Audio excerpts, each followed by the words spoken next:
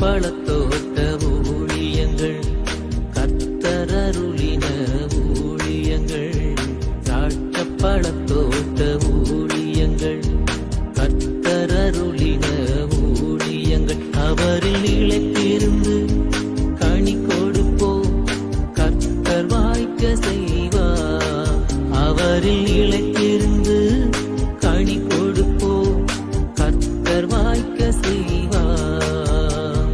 துதி உமக்கே, துதி உமக்கே, துதி உமக்கே என்றுமே என்றும். துதி உமக்கே, துதி உமக்கே, துதி உமக்கே என்றுமே. சிறியவனை பொழுதிலிருந்தும் எளியவனை குப்பையிலிருந்தும் எடுத்து உயர்த்தி ராஜாக்களோடும் பிரபுக்களோடும் பந்தியிருக்க செய்கிற அருமை ஆண்டவர் இயேசு கிறிஸ்துவின் இனிதான நாமத்தினாலே இந்த சத்தத்தை கேட்கின்ற அனைத்து தேவனுடைய பிள்ளைகளுக்கும் என்னுடைய அன்பான வாழ்த்தல்கள். நீங்கள் கோடா கோடியை பெருகுவீர்களாக, உங்களுடைய பிள்ளைகள் கோடா கோடியை பெருகுவார்களாக என்று நான் வாழ்த்துகின்றேன், ஆசீர்வதிக்கின்றேன். பிரியத்துக்குரியவர்களை உங்களை சந்திப்பதில் அதிக சந்தோஷம், அதிக மகிழ்ச்சி. ஒவ்வொரு நாளும் இந்த செய்திகளை கேட்டு நீங்கள் ஆண்டவராலே ஆசீர்வதிக்கப்படுவீர்கள் என்றால், நீங்கள் இந்த ஊழியத்தையும் இந்த செய்தியும் நீங்கள் அநேகருக்கு அறிமுகப்படுத்த வேண்டும் என்று உங்களை அன்போடு கூட நாம் அழைக்கின்றோம்.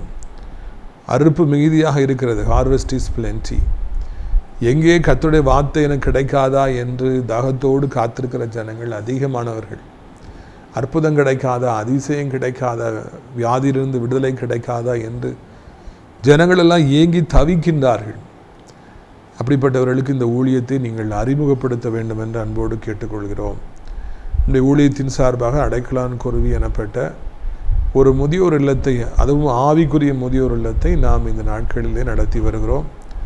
நாசிரியத்திலிருந்து சாத்தாங்குளம் போகிற வழியில் 5வது கிலோமீட்டரில் லெஃப்ட் சைடில் மெயின் ரோடை ஒட்டி நமக்கு தேவனுடைய மாளிகை இருக்கிறது. அங்கே 3வது சனிக்கிழமை தோறும் நமக்கு விடுதலை நாள் கூட்டங்கள் நடைபெறுகிறது. மாத்திரமல்ல, அங்கே அதற்குள்ளாக அந்த கேம்பஸ்க்குள்ளாகவே அந்த அடைக்கலான் குருவி எனப்பட்ட ஆவிக்குரிய முதியோர் இல்லம், அங்கே இருக்கிறவங்களுக்கு டெய்லி ப்ரேயர், 3 வேளையும் நல்ல விதவிதமான சாப்பாடு என்று கொடுத்து நாம் அவர்களை ஆதரித்து வருகிறோம். எல்லாரும் ரொம்ப சந்தோஷமாக இருக்கிறாங்க. நீங்களும் கூட ஆவிக்குரிய முதியோர் இல்லத்தை தேடுபவர்களுக்கு நம்முடைய முதியோர் இல்லத்தை குறித்து சொல்லுங்கள். இது ஒரு ஆவிக்குரிய முதியோர் இல்லம். அந்த முதியோர் இல்லத்தை விரும்புகிறவங்க இருப்பாங்க, அவங்கள்ட்ட சொல்லி அழைத்து கொண்டு வாருங்கள். இன்னும் ஏராளமான இடம் அங்கே தங்குவதற்கு இருக்கிறது என்பதையும் நான் மகிழ்ச்சியோடு கூட அறிவித்து கொள்ள ஆசைப்படுகிறேன். பிரியத்துக்குரியவர்களே, நம்முடைய ஊழியத்தின் சார்பாக தொடர்ந்து அனாதை பிள்ளைகளுக்கான இல்லத்தையும் கூட நாம் கட்டும்படியாக பிரயாசம் எடுக்கிறோம். அவர்களுக்காக ஒரு ஸ்கூலையும் கட்டுறதுக்காக நாம் பிரயாசம் எடுக்கிறோம். அதற்கும் நீங்கள் ஜெபிக்க வேண்டும் என்று கேட்டுக்கொள்கிறேன். இதனால் நம்முடைய பிரயோஜனத்திற்காக லூக்கா 2வது அதிகாரம் 41ஆம் வசனத்திலிருந்து நான் வாசிக்கிறேன். அவருடைய தாய் தகப்பன்மார் வருஷந்தோறும் பஸ்கா பண்டிகையில் எருசலேமுக்கு போவார்கள். அவருக்கு 12 வயதான பொழுது அவர்கள் அந்த பண்டிகையின் முறைமையின்படி எருசலேமுக்கு போய் பண்டிகை நாட்கள் முடிந்து திரும்பி வருகிற பொழுது பிள்ளையாக இயேசு எருசலேமில் இறந்து விட்டார். அது அவருடைய தாயாருக்கும் யோசேப்புக்கும் தெரியாமல் இருந்தது. அந்த பிரயாணக்காரரின் கூட்டத்தில் இருப்பார் என்று அவர்கள் நினைத்து ஒரு நாள் பிரயாணம் வந்து உறவின் முறையாரிடத்திலும் அறிமுகமானவிடத்திலும் அவரை தேடினார்கள். காணாததினால் அவரை தேடிக்கொண்டு எருசலேமுக்கு திரும்பி போனார்கள். இதில் நம்ம பார்க்குறோம், அந்த நாட்களில் யூதர்களுக்கு என்ற முறைமை இருந்து வருஷத்துக்கு ஒருக்கா அவங்க அந்த பண்டிகைக்கு வராங்க. பஸ்கா பண்டிகை ஆஸ்கரிக்கிறதுக்காக அவங்க வராங்க. இப்போது நம்ம ஊர் சைடில் எல்லா ஊர்களையும் பக்கத்து ஊர்கள்லாம் இதே மாதிரி பண்டிகை, அசன பண்டிகை நடக்கின்றது. வருடாந்திர பிரதிஷ்டை நடக்கிறது. எல்லா ஜனங்களும் வராங்க, கூட்டமாக இருக்குது, நல்லா விருந்து பரிமாறுறாங்க. சர்ச்சை பயங்கரமாக டெக்கரேட் பண்ணியிருக்கிறாங்க. பார்க்குற கண்கொள்ளா காட்சியாக இருக்கிறது. இதெல்லாம் நம்முடைய முற்பிதாக்கள்கிட்டருந்து பைபிளில் இருக்கிறதெல்லாம் பார்த்து தான் பெரியவங்க இந்த மாதிரி முறைமையெல்லாம் உண்டாக்கியிருக்காங்க. அப்படி ஆண்டவருக்கு 12 வயதாகிற பொழுது அவரையும் அந்த பண்டிகைக்கு அழைத்து கொண்டு பெற்றோர்கள் எருசலேமுக்கு வராங்க. இயேசு ஒரு வயசாகும்போது 2 வயசாகும்போதுலாம் வந்திருப்பாங்க. இப்போ 12 வயசாகும்போது வந்த ரெக்கார்டு அங்கே இருக்குது. அவரை கூப்பிட்டுட்டு அந்த பண்டிகைக்கு வந்தார்களாம். நாம் இதை கேட்கிற பொழுது பிரியத்துக்குரியவர்களே, நமக்கு தோன்றுவது என்னவென்றால், நிறைய பேர் வெளிநாட்டிலேருந்துலாம் வராங்க இந்த பண்டிகைகளுக்கு, அசனத்துக்கெலாம். ரொம்ப சந்தோஷம். இயேசுவை நாம் அழைத்து கொண்டு போகிறோமா என்பதுதான் கேள்வி. இந்த நாட்களில் ஆண்டவர் என்னை ஜெபிக்கும் பொழுது என்னை மிகவும் அதிகமாக ஒரே ஒரு காரியத்துக்கு தான் ஜெபிக்க வைக்கிறார். ஆண்டவரை நீங்கள் என் கூட வரணும், அவ்வளோதான். இதுதான் முக்கியமான என்னுடைய ஜெபம். நான் ஊழியத்துக்கு போகிறேன் அப்படின்னா நீங்கள் என் கூட வரணும். நான் இந்த மாதிரி இப்போ பிரசங்கம் பண்ணுறேன் அப்படின்னா நீங்கள் என் கூட வரணும், என் வாயிலேருந்து நீங்கள் பேசணும். உம்முடைய பட்டயம் என்னுடைய பட்டயமாக இருக்க வேண்டும், என்னுடைய பட்டயம் உம்முடைய பட்டயமாக இருக்க வேண்டும் என்பதுதான் இந்த நாட்களிலே கர்த்தர் எனக்கு தந்திருக்கிற மிகப்பெரிய பாரம். நான் மணிக்கணக்காக ஜெபிக்கிற பொழுதெல்லாம் இதை சொல்லியே நான் ஜெபித்து வருகிறேன். ஆண்டவரை என்னோடு வாருங்க, என்னோடு கூட இருங்க என்பதுதான் இந்த நாளிலே முக்கியமான காரியம். இதை கேட்டுக்கொண்டிருக்கிற அருமையான தேவனுடைய பிள்ளைகளே, இது தாயாரும் தகப்பனும் கொடுத்து வைத்திருக்க வேண்டும். அவர்களோடு கூட இயேசுவும் பஸ்கா பண்டிகை ஆசரிப்பதற்காக போனார்.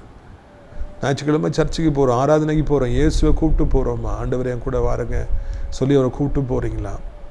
பிஸ்னஸுக்கு போகிறீங்க, கடையை வச்சுருக்கிறீங்க, கடையை திறக்க போகிறீங்க, ஆண்டவரை என் கூட வாருங்க. டீச்சராக இருக்கலாம், பேங்கராக இருக்கலாம், பிஸ்னஸ் பண்ணலாம், விவசாயியாக இருக்கலாம், மீன் பிடிக்கிறவராக இருக்கலாம், மரம் வெட்டுறவர்களாக இருக்கலாம், என்ன ட்ராவல்லே பிஸ்னஸ் பண்ணுறவங்களா இருக்கலாம், டூரிஸ்ட் சென்டர் வச்சுருக்கலாம். எதுவாக இருந்தாலும் சரி, நீங்கள் போகும்பொழுது ஆண்டவரை என் கூட வாருங்க, ஆண்டவரை என் வீட்டுக்குள்ளே நீங்கள் வாருங்க, உண்மை அழைத்து கொண்டு போகணும். வியாதியஸ்தரில் பார்க்க போகிறேன், ஜெபிக்க போகிறேன், என் கூட நீங்கள் வாருங்க, நான் ஜெபிக்கும் பொழுது அவர்களுக்கு சுகத்தை தாருங்க, அற்புதத்தை செய்யுங்க என்று சொல்லி எப்பொழுதும் நாம் ஆண்டவரை நம்மோடு கூட அழைத்து செல்பவர்களாக இருக்கணும். அப்படி ஆண்டவர் நம்ம கூட வந்தாருன்னா நம்மை விட கொடுத்து வைத்தவர்கள் யாருமே இந்த பூமியில் இருக்க முடியாது என்பதுதான் உண்மையான ஒரு காரியம்.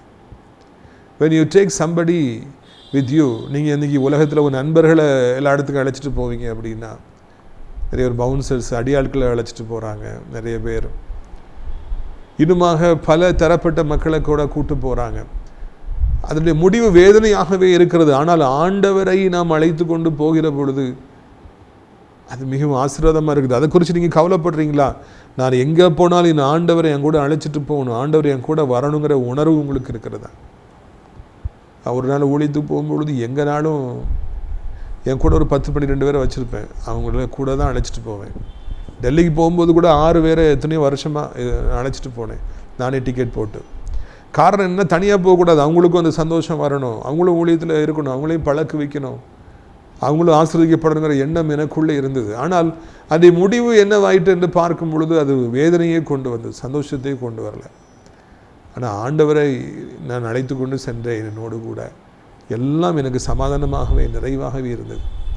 ஒரு கல்யாண வீட்டுக்கு போகும்போது ஆண்டவரை என் கூட நீங்கள் இருக்கணும், என் கூட நீங்கள் வரணும். கல்யாண வீட்டில் முடிஞ்சிட்டு எல்லாம் விருந்து முடிஞ்சு சாப்பிட்டுட்டு எல்லாரையும் பார்த்துட்டு வரும்பொழுது என் கூட நீங்கள் வந்தீங்களாப்பா, என் கூட இருக்கீங்களா, நீங்கள் அதை கன்ஃபார்ம் பண்ணிவிட்டு தான் உங்கள் வீட்டுக்கு மறுபடியும் ரிட்டர்ன் ஆகும். நான் ஆண்டவரை ஏற்றுக்கொண்ட அந்த புதிதில் நான் காலேஜில் இருந்து எங்கேயாவது வெளியே போகணும் அப்படின்னா நல்லா ஜோம் பண்ணுவேன், மணிக்கணக்காக முழங்கால் போட்டு ஜோம் பண்ணிட்டு என் கூட நீங்கள் வரணும்னு சொல்லி ஜோம் பண்ணிட்டு போயிட்டு வந்த உடனே முட்டைக்கால் போட்டுருவேன். வேறு வேலையே கிடையாது, வந்த உடனே முட்டைக்கால் போட்டு ராஜா என் கூட வந்திருக்கீங்களா, இப்போ இருக்கீங்களா, இல்லை அங்கே போய் நான் உங்களை விட்டுட்டு வந்துட்டேனா அப்படின்னு சொல்லிட்டு நான் செக் பண்ணுவேன். அதுக்கு பிறகு தான் ஒரு அரை மணி நேரம் 1 மணி நேரம் ஜெபிச்ச பிறகு தான் நான் வேறு வேலைக்கு நான் வருவேன். அது வரைக்கும் கர்த்தர் என் கூட வந்துட்டிங்களா நான் கன்ஃபார்ம் பண்ணிக்குவேன், அதுக்கு பிறகு தான் நான் வருவேன். இந்த அனுபவத்துக்குள்ளாக நீங்கள் வருவீர்கள் என்றால் உங்களை இந்த பூமியில் யாரும் அசைக்க முடியாது. எங்கே போனாலும் கர்த்தரை அழைச்சிட்டு போங்க. ஊழியக்காரர்களை, ஊழியம் செய்பவர்களை கர்த்தர் உங்க கூட கூட்டு போயிருங்க. கூட்டு போயிட்டீங்கன்னா உங்களை யாருமே இந்த உலகத்தில் அசைக்க முடியாது. கர்த்தர் உங்கள் மூலமாக செய்யும் காரியங்கள் பயங்கரமாக இருக்கும் என்பதை நான் நினைவூட்டும்படியாக விரும்புகிறேன். அங்கே பாருங்கள், அவங்க அப்பா அம்மா அங்கே போய் அவர் பண்டிகையில் விட்டு வந்துடுறாங்க. ஆனால் அவங்களுக்கு தெரியாமல் இருந்துச்சான். அவங்க அப்படி திரும்பி ஒரு நாள் பிரயாணப்பட்டு திரும்பி வந்துடுறாங்க. ஆனால் ஆண்டவர் அங்கே விட்டுட்டு வந்துட்டாங்க. நிறைய பேர் ஆண்டவரோடு கூட தான் போகிறாங்க, ஆண்டவர் அவங்க கூட தான் போகிறாரு. ஆனால் அங்கே போன பிறகு நண்பர்களை பார்க்கறதில்ல, உலகத்தை பார்க்கறதில்ல, தீனால மாதிரி சுற்று வட்டாரத்தை பார்க்கறதில்ல, புதிய காரியங்களை பார்க்கறதில்ல, ஆண்டவரை விட்டுட்டு வந்துடுறாங்க.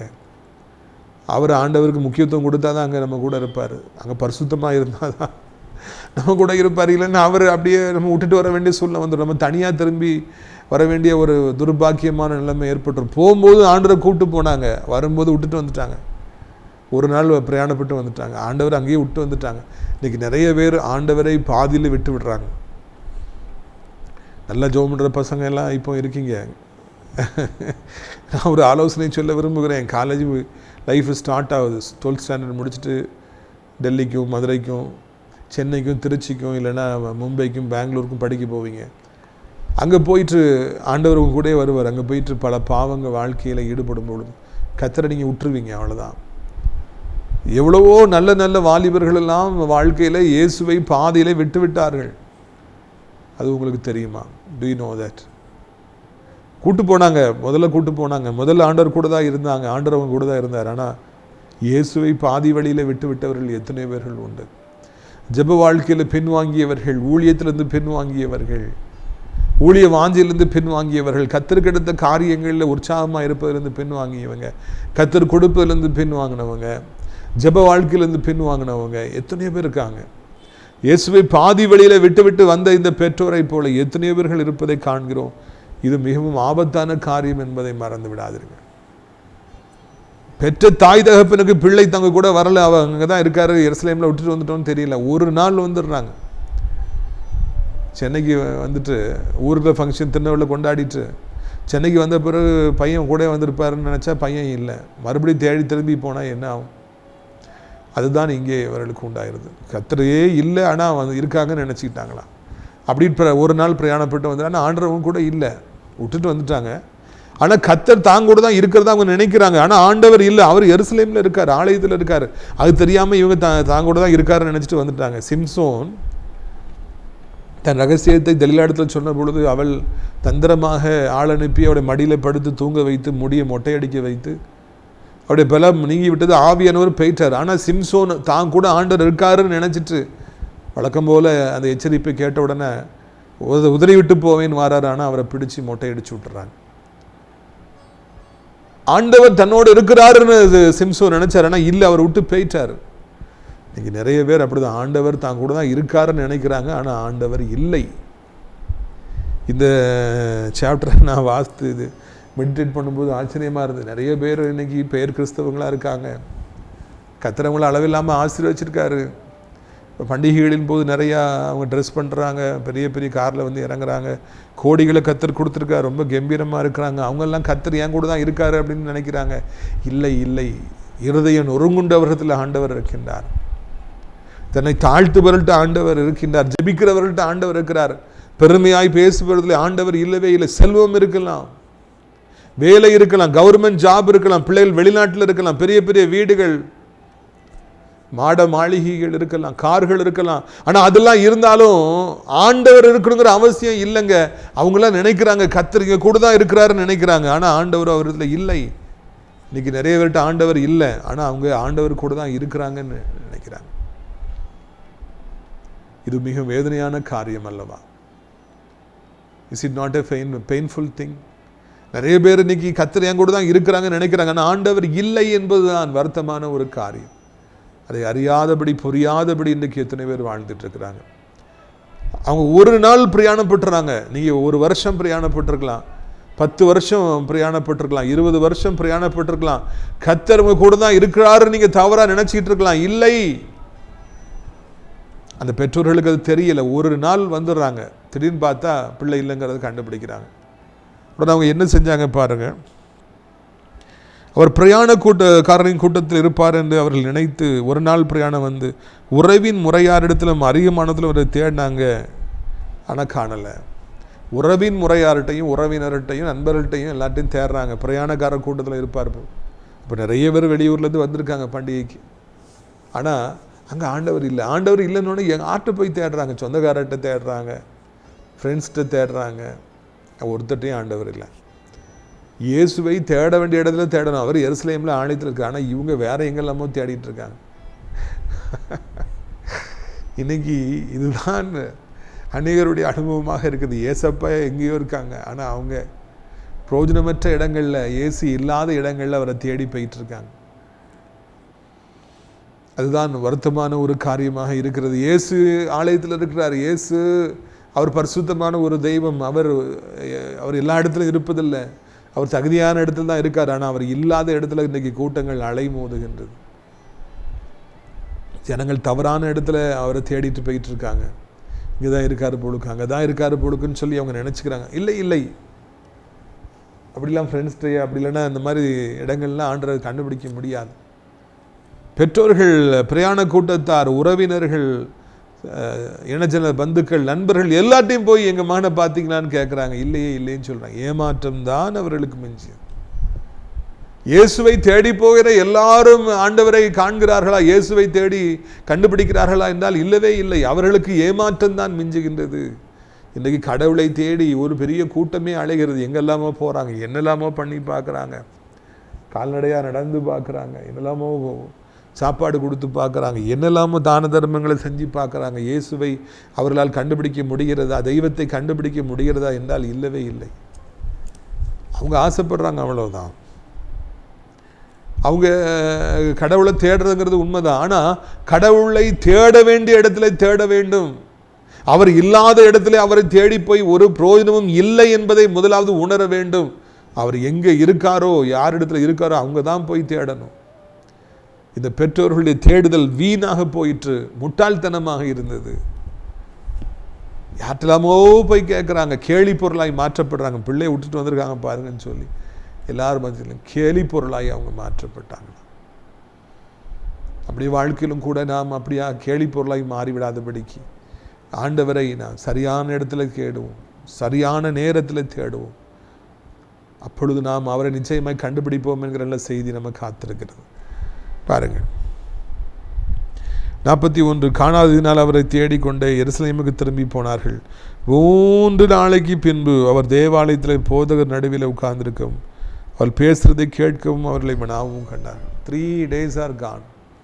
பிள்ளையை கண்டுபிடிக்கிறதுக்கு 3 நாள் ஆகிருக்குது. ஒரு நாள் அவங்க பிரயாணப்பட்டு மேலே போயிட்டாங்க, அப்புறம் மறுபடியும் இறங்குறதுக்கு ஒரு நாள், அங்கங்கே தேடுறதுக்கு ஒரு நாள், 3 நாள் கழித்து தான் பிள்ளையை மறுபடி எருசலேம் தேவாலயத்தில் சந்திக்கிறாங்க. சில இவங்க எருசலேம் தேவாலயத்து தான் வந்தாங்க, அதை விட்டுட்டு எங்கெல்லாமோ போய் ஆண்டரை தேடினாங்க, கண்டுபிடிக்க முடியவில்லை. ஆனால் இறுதியிலே மறுபடியும் அதே எருசலேமுக்கு வந்து மறுபடியும் அதே ஆலயத்திற்கு வந்து ஆண்டவரை தேடுகிற பொழுது அவர் போதகர்கள் மத்தியில் உட்கார்ந்துருக்கிறாரு. அவங்க பேசுறதை கேட்குறாரு, அவங்ககிட்ட சில கேள்விகளை கேட்குறாரு. கடைசியில் கண்டுபிடிச்சாங்களாம். 3 நாள் ஆச்சா.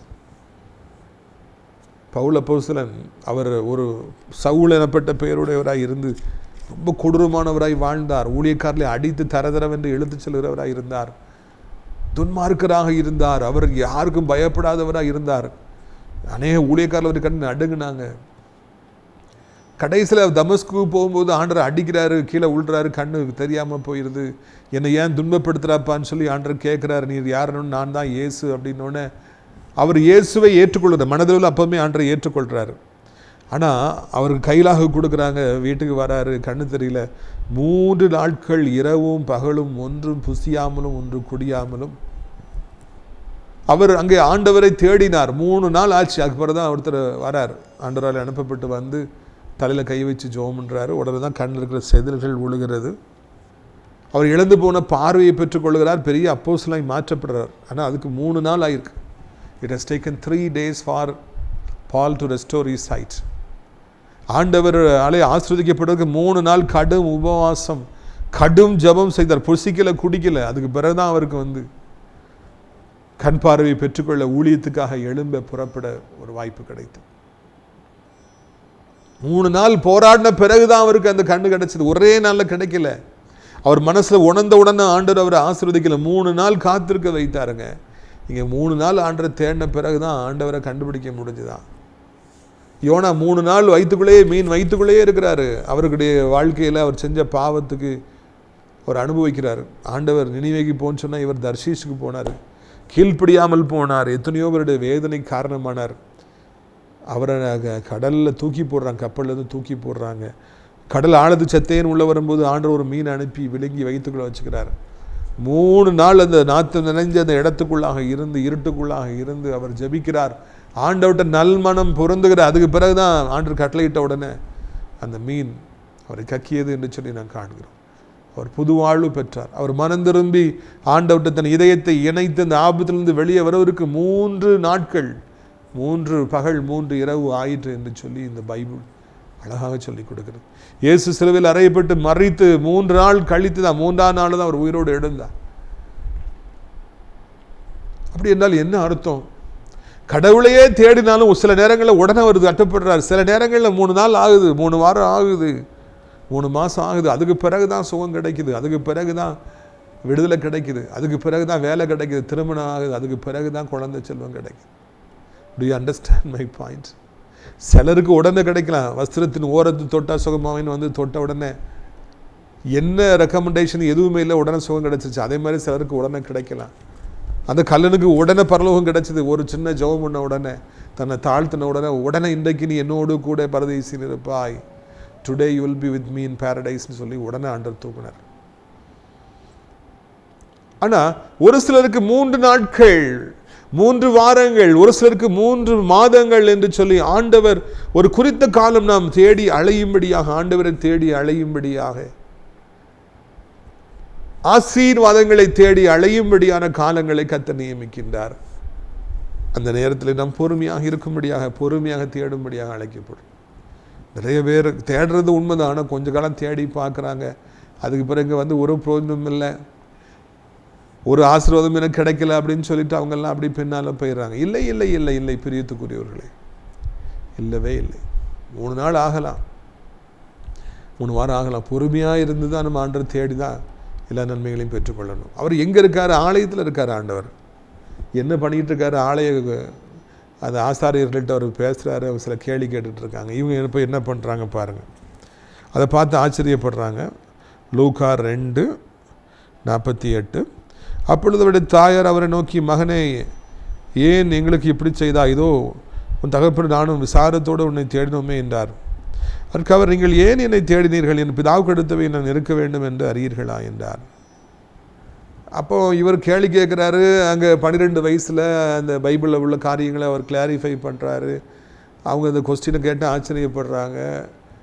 என்ன ஒரு சின்ன பையன் இப்படி பயங்கரமாக பைபிளை பற்றி பேசுகிறானே என்னன்னு சொல்லி அந்த வேதப்பாரர்கள், பரிசேயர், சதுசேயர், இல்லைன்னா அந்த ஆசாரியர்கள்லாம் ஸ்டன் ஆகிறாங்க. அவங்க அறிவுபூர்வமாக கேட்குறாரு, அவங்க பதில் சொல்கிறாங்க. அப்புறம் அவங்க கேட்குற கேள்விக்கு இவர் பதில் சொல்கிறாரு. ஒரு பயங்கர டக் ஆஃப் வார் நடக்குது. கூடியிருக்கிறாங்க, ஏசப்பாவை ஆச்சரியப்படுறாங்க. வெறும் 12 வயது. யோசேப்பு 17 வயதில் சொப்பனத்தை கண்டார், ஆனால் ஆண்டவருக்கு இங்கே வெறும் 12 வயது. அவர் அற்புதமானபடிக்கு அவங்ககிட்ட தர்க்கிக்கிறாரு, கிளாரிஃபை பண்ணுறாரு. அவங்கெல்லாம் ஸ்டன் ஆகிறாங்க. இதை அவங்க பார்க்குறாங்க, அப்பா அம்மா பார்த்து ஆச்சரியப்படுறாங்க. Age is not at all a matter. வயது என்பது ஒரு பொழுதும் ஒரு தடை அல்ல. அவர் 12 வயசில் இதெல்லாம் செஞ்சார். நீங்கள் 82 வயசாக இருக்கலாம், 92 வயசாக இருக்கலாம், எல்லாவற்றையும் செய்து முடிப்பதற்கு தேவன் பலம் கொடுப்பார். Age is not at all A matter. ராஜாக்களுக்கு முன்பதாக நம்மளை நிறுத்துகிற தேவம், ஆலய குருக்கள், பிரதான ஆசாரியர், வேத பாரகர்கள் எல்லார்ட்டையும் ஆண்டு தர்க்கிக்கிறார், எல்லார்ட்டையும் பேசுகிறாரு, கேள்வி கேட்கிறார், ஞானத்தினால் நிறைந்திருந்தார். அந்த அனுபவம் உங்களுக்கும் உண்டாகும். எல்லாரும் உங்கள்கிட்ட பேசுறதுக்கு பயப்படுவாங்க. அந்த அளவுக்கு ஞானத்தையும் புத்தியும் ஆண்டு கொடுப்பார். வாக்கு வல்லமையை தருவார், அதிகாரத்தை தருவார், உங்களை வல்லமையாக எடுத்து பயன்படுத்துவார் என்பதுதான் இந்த நாளிலே கர்த்தர் நமக்கு கற்றுக் கொடுக்கின்ற மிகப்பெரிய காரியம். இவங்க 3வது நாள் போகும்போது வாக்குவாதம் நடந்துட்டு இருக்கு அப்படின்னா, ஆர்கியூமெண்ட் நடந்துட்டு இருக்குன்னா, ஏற்கனவே அவர் ஒருவேளை இவங்ககிட்ட மணிக்கணக்காக 2-3 நாள் அவர் பேசிக்கிட்டே இருந்திருக்கணும். அப்போ 3 நாள் அவர் அங்கே தான் இருந்திருக்காரு. 3 நாள் பைபிள் பற்றி தான் பேசியிருக்கிறாரு. இடைவிடாமல் அங்கே அவர் தன்னை குறித்துடைய காரியங்கள் அவங்கள்ட்ட பேசிகிட்டு இருக்காரு. அந்த அளவுக்கு 12 வயதிலேயே ஆண்டவர் ஆவியில் நிரப்பப்பட்டவராக இருந்தார், ஞானத்தினால் நிறைந்திருந்தார், பைபிள் நல்லா அறிஞ்சிருந்தார். நாமும் கூட அப்படிப்பட்ட ஒரு அனுபவத்தின் வழியாக வரும்படியாக நாமும் கூட விரும்புவோம். அப்பொழுது கர்த்தர் நம்மை அளவில்லாமல் ஆசீர்வதிப்பார். அம்மா அப்பா பேசிகிட்டு இருக்காங்க, போயிட்டு என்னப்பா நீ இப்படி பண்ணிட்ட, நானும் உங்கள் அப்பா உன்னை எவ்வளோ விசாரமாக தேடணும்னு தெரியுமா அப்படின்னு சொல்லி அவங்க போய் கேட்குறாங்க. மகனே, இவ்வளவு நல்லா பேசுகிறீங்களே, ஆசாரியர்கள்லாம் கேள்வி கேட்குறீங்களே, எல்லாரும் உங்களுக்கு ஈக்குவலாக இருந்து பேசுகிறாங்க, உங்கள்கிட்ட வர முடியலையே அப்படின்னு சொல்லி அவங்க ஆச்சரியப்படலாம், அதை பாராட்டி இருக்கலாம். என்னப்பா நீ இப்படி இங்கே இருந்துட்ட, உன்னை நாங்கள் எவ்வளோ கஷ்டப்பட்டு தேடணும்னு தெரியுமா, உன்னால் எங்களுக்கு எவ்வளோ கஷ்டம் தெரியுமா. இன்றைக்கி நிறைய பேருக்கு அவங்க கஷ்டத்தை சொல்கிறது தான் இருக்காங்க, தவிர்த்து பாராட்டவோ அப்ரிஷியேட் பண்ணவோ புகழவோ இல்லைன்னா என்னன்னு சொல்லி ஆச்சரியப்படுறதுக்கும் இன்றைக்கி நேரம் இல்லைங்க.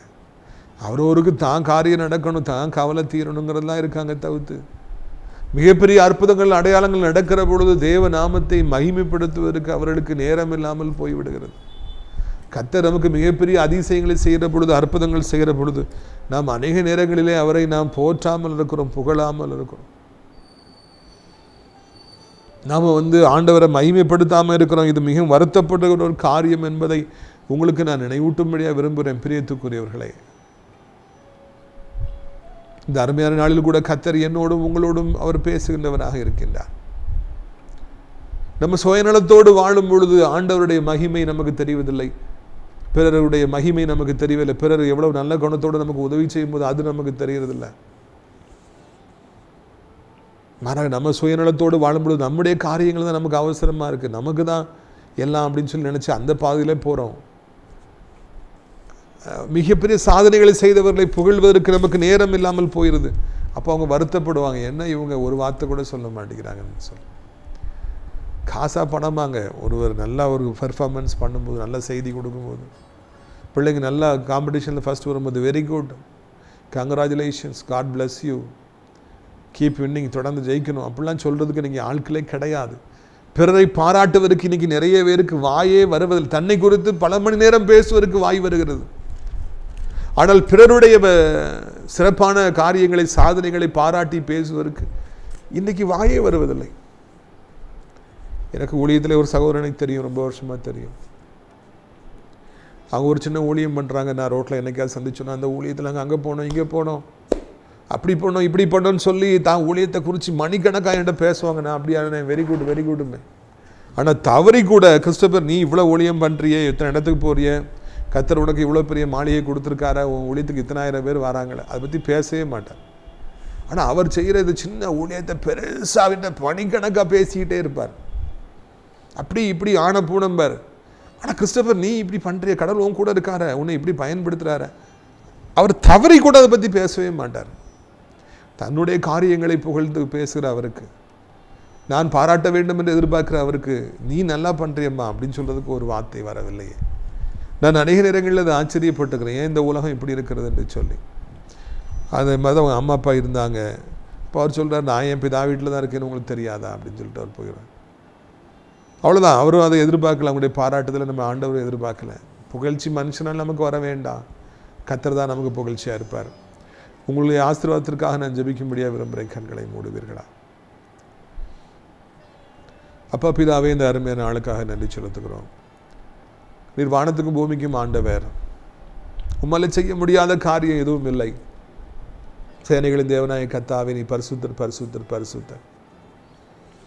நீர் ஒருவராய் பெரிய காரியங்களை செய்கிறவர், இல்லாதவைகள் இருக்கிறவைகளை அழைக்கிறவர், ஒன்றுமில்லாதவைகள் எல்லாற்றையும் உருவாக்குபவர். ரீகாபாரா நாதுபா ஒஹுமாகாபா ரூபா நீஹுத்துரபோலா. படுத்த படுக்கையாக இருப்பவர்கள் எழும்புவார்களாக, பலகீனமாக இருப்பவர்கள் பலப்படுவார்களாக, வியாதி படுக்கை நீங்குவதாக, வியாதி கொடுக்கள் உடைக்கப்படுவதாக, சர்ப்பத்தின் கொடுக்கள் உடைக்கப்படுவதாக, செய்வனையின் கொடுக்கள் உடைக்கப்படுவதாக, பிசாசின் கிரியைகள் அகன்று போவதாக, மரண இருள் காரிருள் நீங்கி போவதாக. அருணோதயமே, வெளிச்சமே, சூரியனை உதிப்பீராக. ஏசப்பா, படுத்த படுக்கையா இருக்கிற பிள்ளைகள்கிட்ட அப்படி வல்லமை இறங்கட்டும். வியாதிப்பட்ட இடங்களை தொடுவீராக, வியாதிப்பட்ட சரீரங்களுக்குள்ளே பிரவேசிப்பீராக. இப்பொழுது இருள் நீங்கட்டும், காரிருள் நீங்கட்டும் என்று சொல்லி ஜெபிக்கின்றோம்.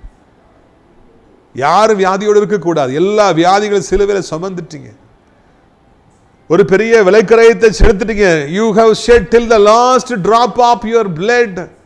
கடைசி சொட்டு ரத்தம் வரைக்கும் வியாதிக்காக சுகம் கொடுக்கணுங்கிறதுக்காக சிந்திட்டீங்க. இரத்த துளிகளும் பிள்ளைகள் மேலே விழட்டும். பலர் நல்ல சாட்சிகளை சொல்லட்டும். தூங்க முடியாமல் இருந்தேன், சாப்பிட முடியாமல் இருந்தேன், எழும்ப முடியாமல் இருந்தேன், நடக்க முடியாமல் இருந்தேன், என் மூளை செயலிழந்து போயிட்டு என் பையன் அப்படி மயக்கத்தில் கிடந்தான். அவங்க சத்தத்தை கேட்ட மாத்திரத்தில் இயேசு அவனை தொட்டார், அவன் எழும்பினான். இன்றைக்கி நல்லா இருக்கிறான், எங்கள் அம்மா நல்லா இருக்கிறாங்க, என் மகன் நல்லா இருக்கிற, சகோதரி நல்லா இருக்கிறாங்க. உங்கள் சத்தத்தை கேட்ட மாத்திரத்தில், ஜபத்தை கேட்ட மாத்திரத்தில் வியாதிகள் ஓடி போயிற்று, பிசாசு ஓடி போயிற்று. இயேசு அற்புதம் செய்தார். நீங்கள் நலமாக இருக்கிறோங்கிற செய்தி கிடைக்க உதவி செய்யுங்க. அதே போல் பண நெருக்கடியில் தவிக்கிற பிள்ளைகள் ஒவ்வொருவருக்கும் அற்புதம் நடக்கணும், அதிசயம் நடக்கணும். கர்த்தாவே, சூழ்நிலை மாற்ற வேண்டும் என்று சொல்லி கெஞ்சுகிறோம். எப்படியாவது அளவில்லாத ஆசீர்வாதங்களை தாருங்க. மடியில் அமுக்கி குலுக்கி அளப்பேன் என்று சொல்லி சொன்னேன். சரிந்து வெள்ளத்துக்கு அளவுக்கு தருவேன்னு சொன்னீங்களே. 2 மீன் 5 அப்பத்தையும் 5000 பேருக்கு பிறகும்படியே செய்தீங்களே, மீதம் எடுக்கும்படியே செய்தீங்களே.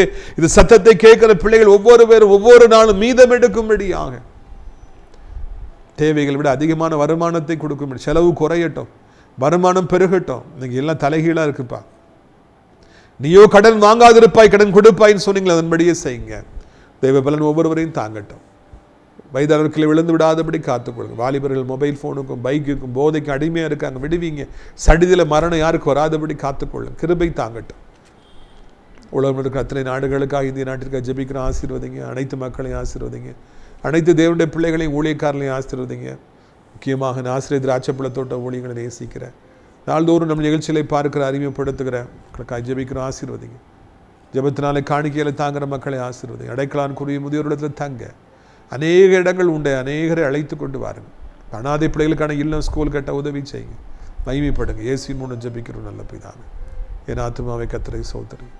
என் முழு உள்ளமையோருடைய பரிசுத்த நாமத்தை ஸ்தோத்திரி. என் ஆத்துமாவை கர்த்தரை ஸ்தோத்திரி.